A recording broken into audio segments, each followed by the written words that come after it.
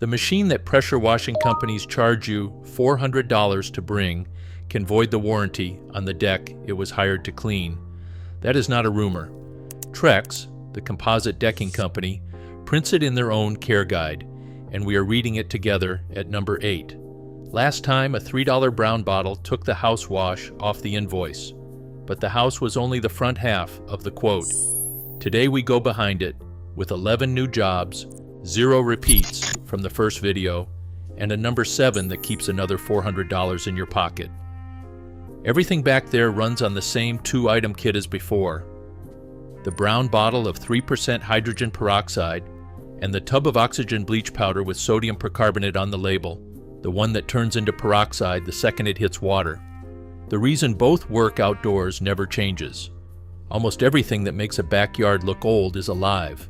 Algae, mold, and mildew, feeding on whatever stays damp. The extra oxygen tears those organisms apart, and once they are dead, a garden hose finishes the job. The chemical does the killing and the hose does the rinsing, same as it did on the front walls. So load the pump sprayer and start at the fence, because white vinyl shows it first. Number 1.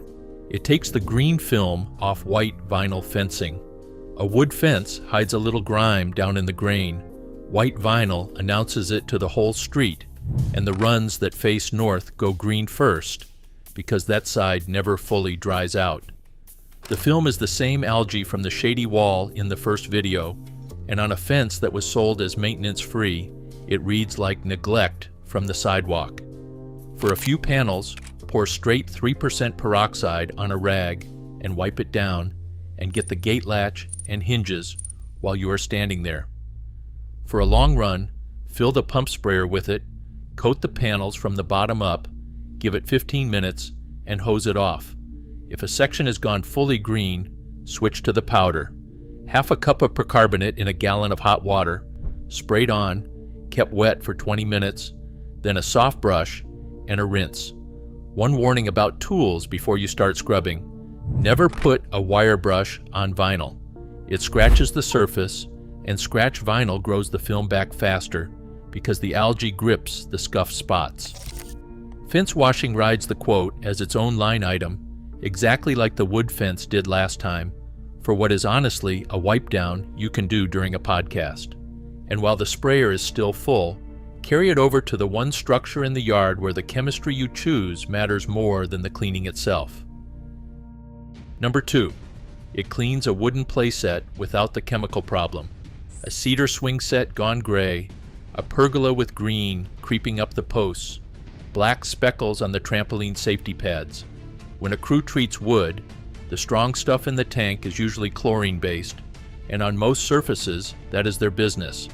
A playset is not most surfaces. It is the one structure on the property where small hands grab every rail and rung and then go straight into a mouth, and chlorine overspray also burns that brown stripe into the grass underneath, the same dead stripe you have seen along treated fence lines. The powder sidesteps the whole issue because percarbonate breaks down into oxygen, water, and plain soda ash. Same recipe as the fence. Half a cup in a gallon of hot water, keep the wood wet for 20 to 30 minutes, and scrub with the grain. Take the pergola posts top down, since the green climbs them from the shaded side. Then rinse everything twice and let it dry completely before anyone climbs back on. Give the lawn under the swings a quick rinse too, just as a courtesy.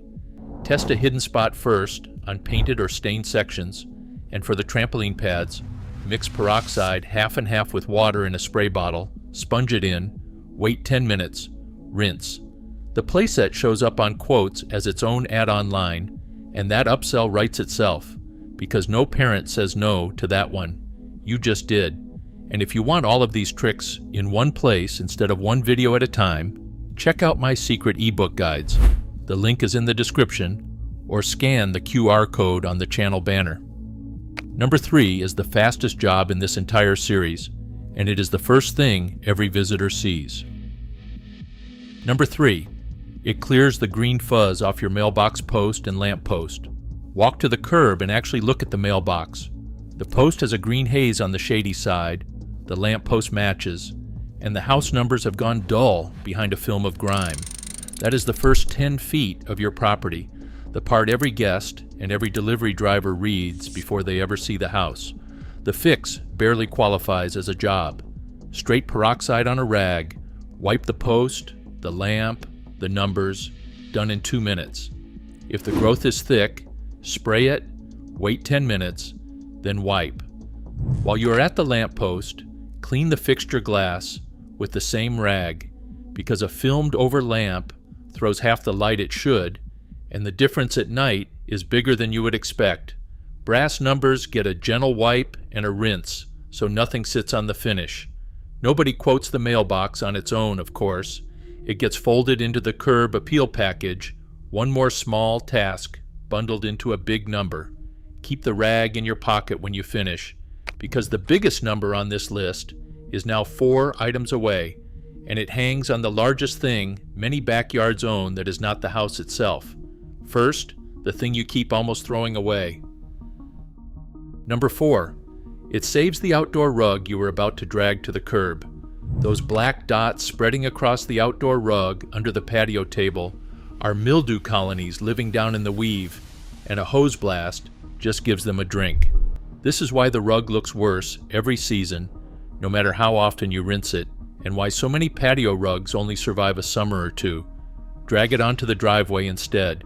Wet it down, pour on the same powder mix, and work it in with a push broom, going both directions across the weave so the bristles reach the base of the fibers. Let it sit wet for 30 minutes, then flush it through until the water running off turns clear. Dry it flat in full sun, then flip it and give the back a few hours too, because sunlight finishes off the spores the chemistry missed. Doormats get the exact same treatment and come back looking newly bought, with one caution for the rubber-backed kind.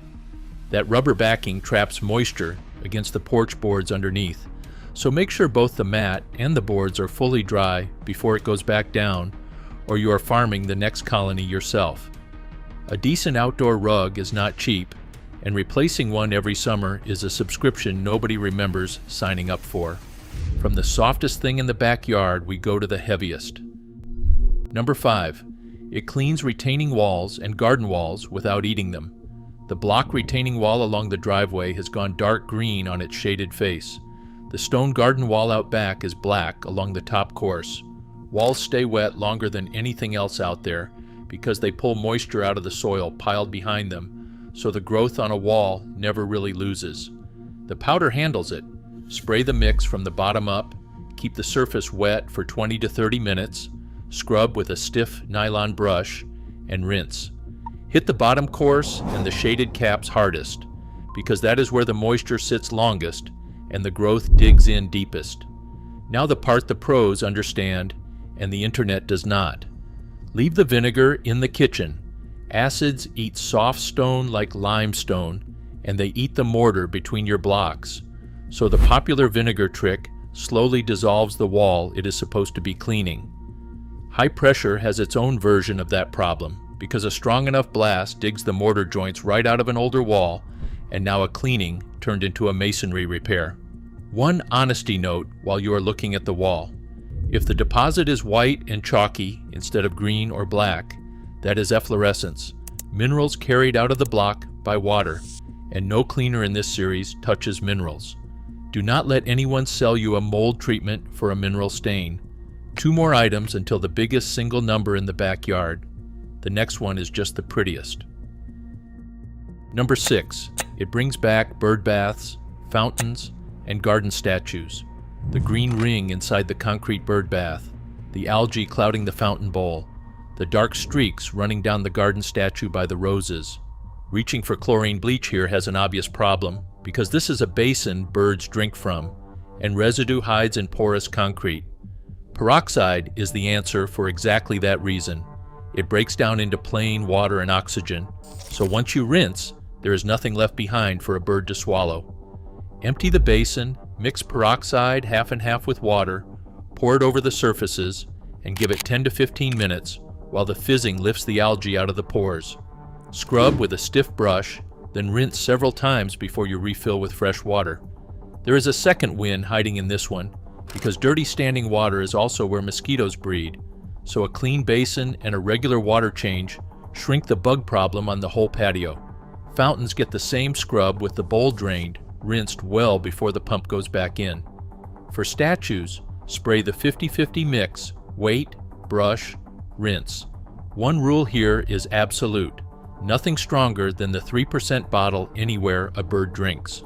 Statuary cleaning hides inside landscaping add-ons on a quote, and you just crossed it off with the cheapest bottle in the drugstore. Which brings us to the item this video is named after. Number 7. It cleans the screened pool cage, and this is where the $400 comes from. If you live anywhere humid enough to own a screened pool enclosure, you already know the look. The panels go gray, then green, and one day the sunlight coming through the mesh just looks dirty. Cleaning crews price a cage between $200 and $600 depending on size and height, which parks the typical job right around $400, and it is one of the easiest quotes for them to win, because nobody wants to spend a Saturday scrubbing wall after wall of screen. So borrow the leapfrog method from the fence and make it painless. Fill the pump sprayer with the powder mix, mist one section of panels from the inside, move to the next section while the first one soaks, then circle back with a soft brush on a painter's pole for the panels you can reach, and follow with the hose on a gentle setting. Panel by panel, the dwell time does the scrubbing for you.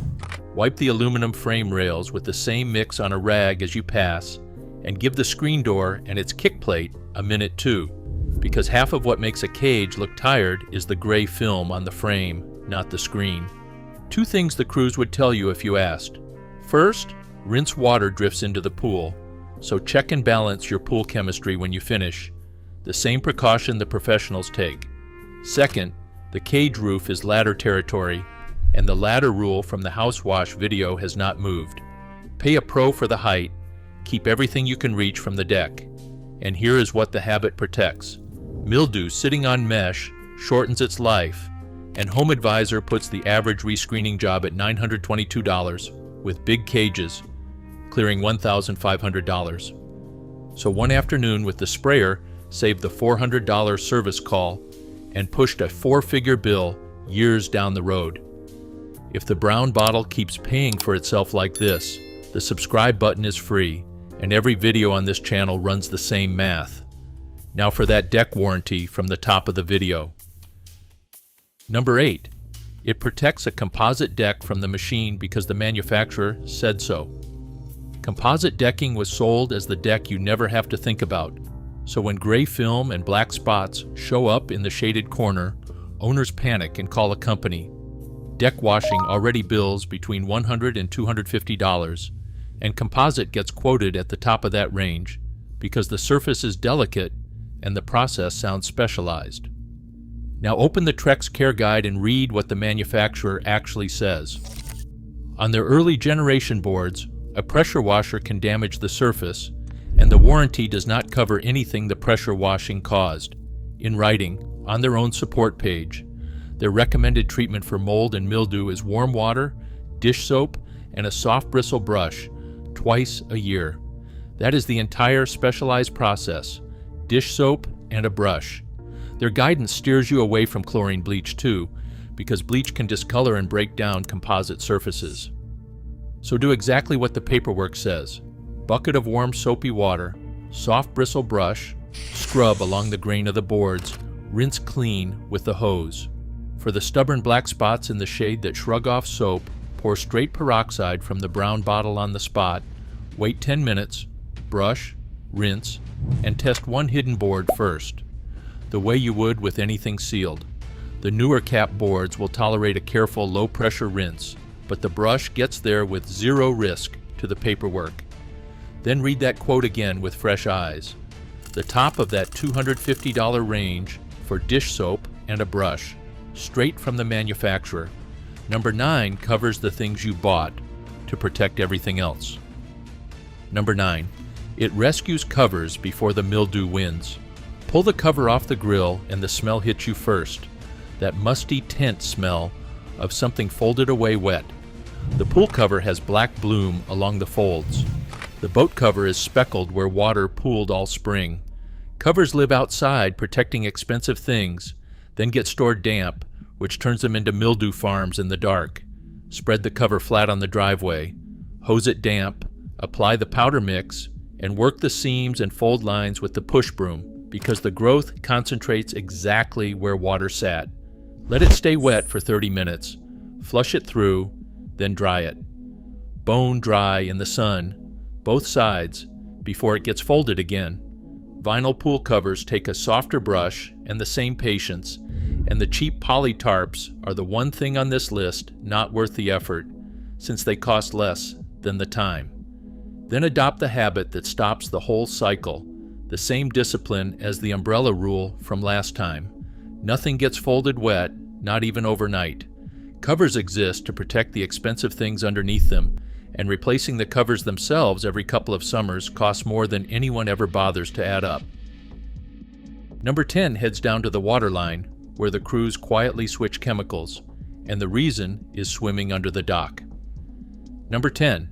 It cleans a dock the way the pros are forced to.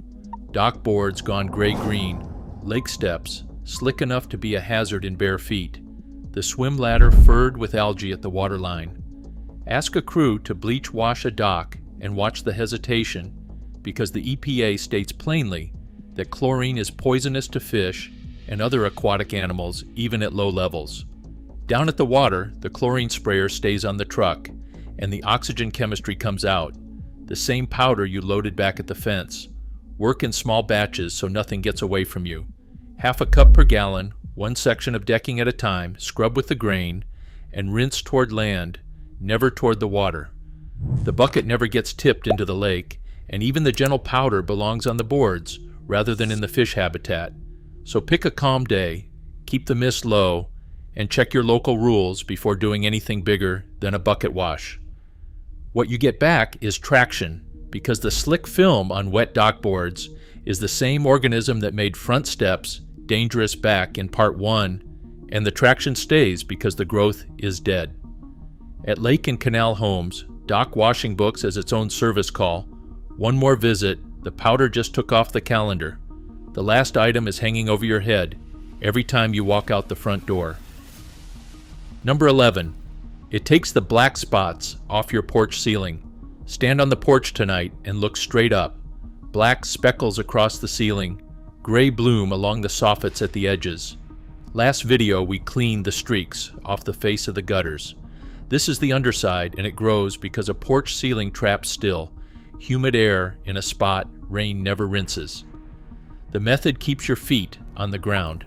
A sponge mop or soft brush on the painter's pole, dipped in the 50-50 peroxide mix for spot work, or the light powder mix for a full run of soffit. Lay a drop cloth over the porch furniture and wear safety glasses, because everything you loosen up there obeys gravity and comes down at your face. Keep the spots wet for 10 minutes where you can, then a gentle mist from the hose, and a final pass with the mop. One caution along the way: if your soffits have vent strips, wipe around them and keep the liquid out, because those vents breathe for your attic and they need to stay dry inside.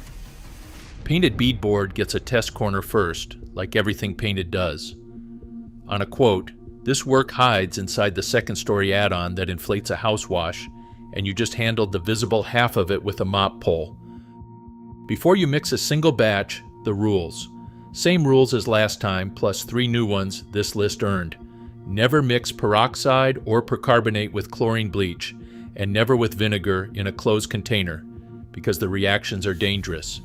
Mix fresh every time, use the whole batch, and tip the leftovers onto a driveway stain instead of storing it, since a mixed batch loses its power sitting in the sprayer.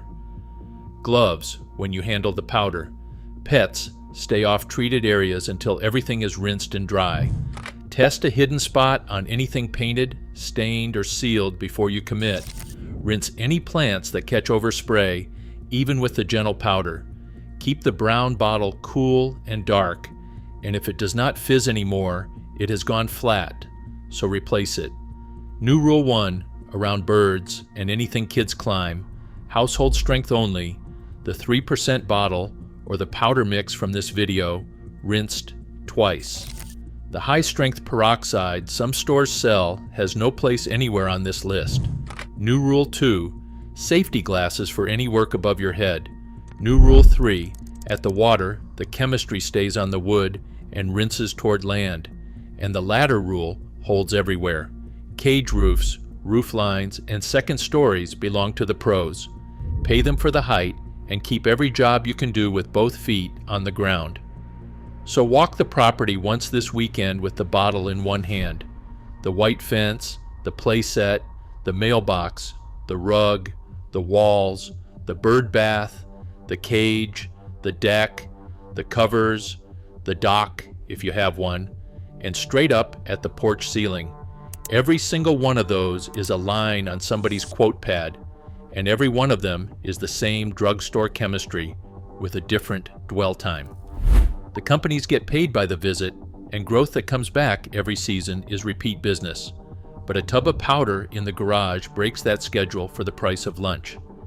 Between the two videos, that is 22 jobs off one shelf in the garage, the front of the property, and now the back. And if you never saw the first 11, the video that took the house wash off the invoice is on your screen right now.